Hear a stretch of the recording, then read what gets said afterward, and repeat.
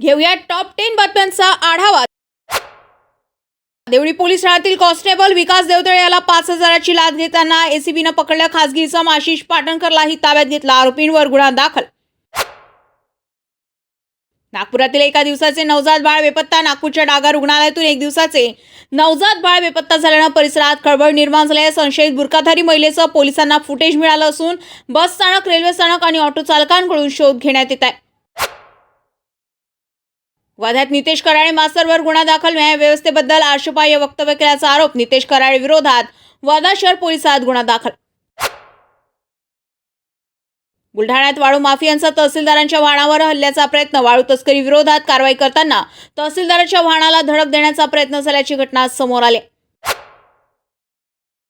महाराष्ट्रातील शेल कंपन्यांचे 2,000 कोटी परदेशात। नागपुरातील आयकर तपासात महाराष्ट्रातील काही शेल कंपन्यांकडून सुमारे 2,000 कोटीचे परदेशी व्यवहार झाल्याचं समोर आलंय। वर्ध्यात चोरीचा डाव फसला। वर्ध्यातील स्टेट बँक कॉलनीतील कठाणे लेआउटमध्ये बांधकाम सुरू असलेल्या घरात चोरीचा प्रयत्न फसलाय। 3ऱ्या मजल्यावरून दरवाजा, खिडक्या खाली फेकून चोरट्यांच्या मागे प्राध्यापक राजेंद्र जिपकाटे यांनी थरारक पाठलाग केला, मात्र चोरटे झाले फरार।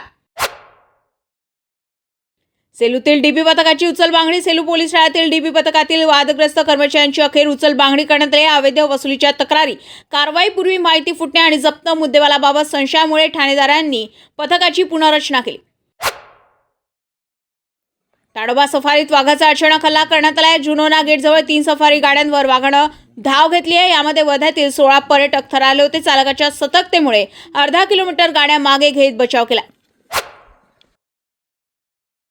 आर्वी तालुक्यातील बोथली चानी ग्रामसभेचा फज्जा। आर्वी तालुक्यातील बोथली चानी येथे सरपंच, उपसरपंच आणि ग्रामविकास अधिकारी गैरहजर राहिल्यानं ग्रामसभा रद्द झाली। ग्रामस्थांनी संताप व्यक्त करत प्रशासनाच्या मनमानी कारभारावर प्रश्न उपस्थित केला। साखरेच्या दरात मोठी वाढ। गेल्या 15 दिवसात साखरेच्या दरात 17 रुपये किलो मागे वाढ झाल्याने सणासुदीच्या काळात ग्राहकांना महागाईचा फटका बसत असून घरातील महिलांचे बजेट बिघडले।